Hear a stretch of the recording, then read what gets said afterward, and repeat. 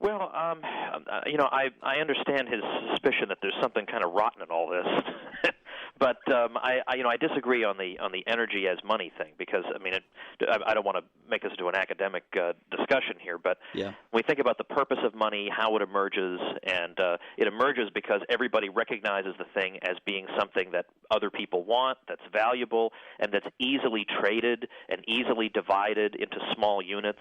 So castles would not be good money because how could I buy a newspaper with a castle?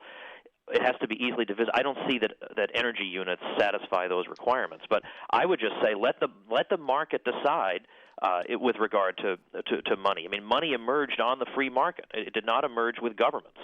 And I think at this point, the best thing we can do is, frankly, what Ron Paul has suggested, which is stop giving the dollar all these artificial supports. And if people want to exchange goods in other currencies, whether gold or silver or whatever, remove the disabilities from those things. Take the taxes, the capital gains and sales taxes off them. Allow contracts in gold and silver to be enforceable in the courts. Give the dollar a run for its money, so to speak. I mean, like if you want to keep transacting in the depreciating dollar, go right ahead. I mean, if you want to be a sucker, go ahead and do that. But on the other hand, if you'd like to transact in a money that holds and increases its value over time, you would be allowed to do that. And I think that would be the beginning of helping people so that when the dollar has its ultimate, if not complete collapse, then, a drop of 20, 40%, well, a lot of people will already have hedged themselves against that. Yeah. In fact, talked with one investor in Great Falls, Montana, one of our listeners, Marty, who basically told me while we were at the sip and dip, he said, look, if all you're doing is saving, you're losing because of the value of the dollar. I thought that was really interesting. Well, maybe we can shift to this great nullification debate. I know we haven't even gotten into demographic warfare, but we can get to all that. But I know I'm going to violate one of my rules, which is taking callers only once a week, to the extent that I know you're the author of a book on nullification, and there's a big piece in Time magazine talking about this great nullification debate. And in fact, at the top of that article is a gentleman by the name of Representative Derek Skees out of Whitefish, Montana. He's on the line. Derek, you're on with Dr. Thomas Woods. He's on line one listening to KJJR. Good morning, Derek. Good morning, gentlemen. Thanks, Aaron, for an incredible show, and thank you, Dr. Woods, for being such a clear and concise voice on issues that need to be discussed to save our great republic. Thank you. My pleasure. Obviously, I've developed quite a reputation for battling the issues that you so clearly articulate in your book, and thank you so much for your book. Those 11 documents that back up the point of nullification is phenomenal. I have a quick question, and thank you, Aaron, for giving me another shot. Yeah, go ahead. When I debate the ultra-progressives in this state, like Frankie Wilmer or Edie Hill representatives in the chamber, they consistently go back to the fact that the Supreme Court upholds all this stuff. The Supreme Court fought, J.C. Calhoun, and they have a constant rhetoric of judges backing up the fact that nullification is not valid.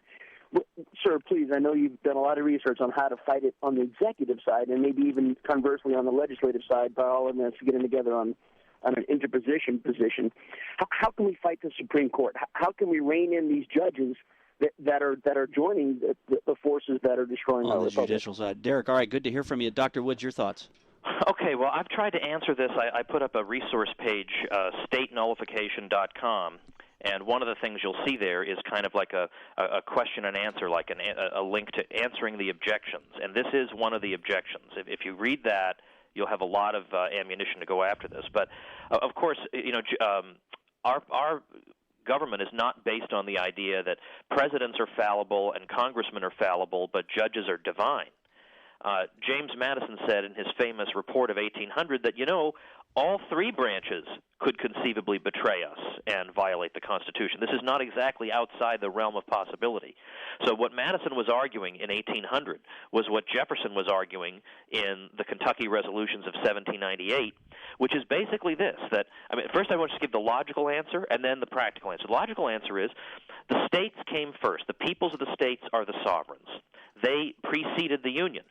The peoples of the states created the federal government as their agent, and then they apportioned powers between the federal government and the state governments. And so the peoples of the states remain sovereign.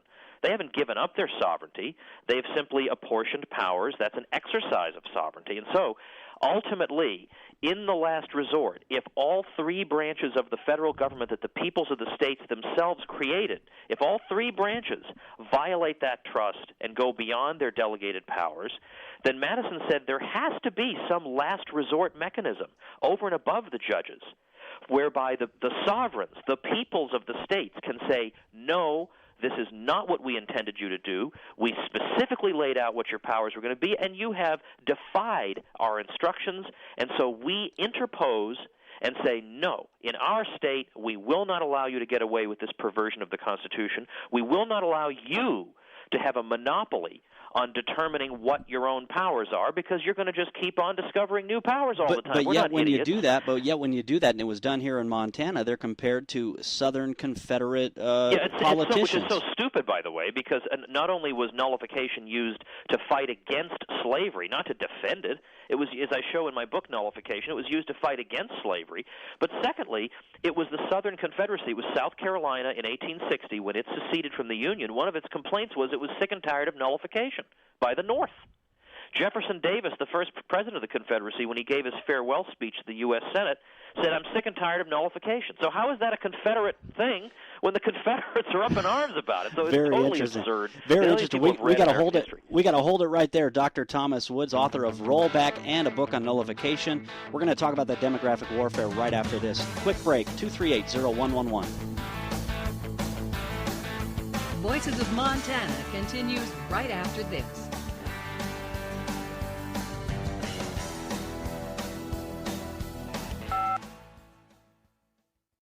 Well, sounds like they're opening up the Strategic Petroleum Reserve. Maybe we need one of those strategic coal reserves here. Maybe if we called it a strategic coal reserve, they'd let us open up some more of the coal here in Montana as well. Hey, good to be back with you, folks. We've got Dr. Thomas Woods, the author of Rollback, Repealing Big Government Before the Coming Fiscal Collapse. Maybe you've got a question for the author, or you want to maybe even play a little devil's advocate. I know there's some of you listening out there who totally disagree with this concept of nullification, so why don't you give us a call as well? I know we'd love to hear from you. The author would love to hear from you. 238-0111 or 866-627-5483. I think our phone lines are full right now, but keep the number written down as we talk with Dr. Thomas Woods. Dr. Woods, real quick, this demographic battle facing our country and how that ties in to trillions of dollars of deficits and how, look, we can't just tax our way out of this spending and minuscule cuts here, minuscule cuts there aren't going to solve this problem. Yeah, I mean, basically there needs to be a type of shared sacrifice here. And when government uses that phrase, it always means all you people sacrifice while we, dine in fancy restaurants. Give us more. The real kind of shared sacrifice, in that right now all the sacrifices, all of it is being placed on the young generation, with the thinking being these people don't vote, which compared to seniors that basically is correct. They don't vote. They're drunk and playing video games is the assumption, and that seems sadly correct because they're not standing up for themselves. They're most of them, at least according to a recent poll, 85% of them of college seniors say they're going to move back in with their parents because they don't know what to do, and it's on their shoulders that this tottering system will be resting. And there's just no way that's fair. Now, I understand you say, well, we can't cut benefits for people who are old and who have been led to expect them. That's a difficult issue, too. But is that to say that only those people have legitimate interests and the young people are just cash cows to be looted and exploited and have their lives ruined and never get off the ground because they have to deal with this increasingly crushing burden that'll be necessary to keep these programs going? We've got to be fair and honest with each other. And, I mean, what I would say, I've got some suggestions in the book, but, before I would start taxing the young people anymore, I would start selling off federal government assets. I would do whatever I possibly could to limit the burden on people who are already excessively burdened. Before I continue, I've got to correct. Folks, yes, I did say strategic. That was a joke. Just in case my friend over at the GreaterFalls.com blog wants to he's always given me this grammatical advice. Anyway, good friend over there. But, I know you talk about how Medicaid is even worse off than Social Security, and I want to get your thoughts on that, but I also want to take some phone calls here. Let's go to Doug in Whitefish on line 1. Good morning, Doug. You're on with Dr. Thomas Woods. Hey, Aaron. Hey, Dr. Woods. How are you guys? Great. How you doing? Hey, excellent. I agree with a whole lot. This whole thing about nullification, which I'm a very strong proponent of. The only problem with nullification is that we'd have to, and if you excuse the phrase, we have to grow a pair. We're sitting here being told like little kids what we're supposed to do with our economy and our country. When we say no, that means no. You invoke the 10th Amendment. You ignore what the judges say. You defy them. What did the colonists do? Did they sit around and wait for the king to come to? No. All they're going to do is tax us more and more. It's time to take control of this country. Time is running out. We're talking about hundreds of trillions of dollars in debt and unfunded liabilities. We're bleeding off our strategic oil reserve when we're weak, and if there, God forbid, something were to happen, what are we to do? It's time to take charge. Yeah, and Doug, good to hear from you. In fact, Dr. Woods, I know you're at the Mises Institute in Alabama, but you actually did a video on YouTube that I need to check out. I know you sent me the link, where you actually talked about Montana and the nullification debate. What was your message? In fact, because there was an AP article, Tea Party in Montana raising concerns.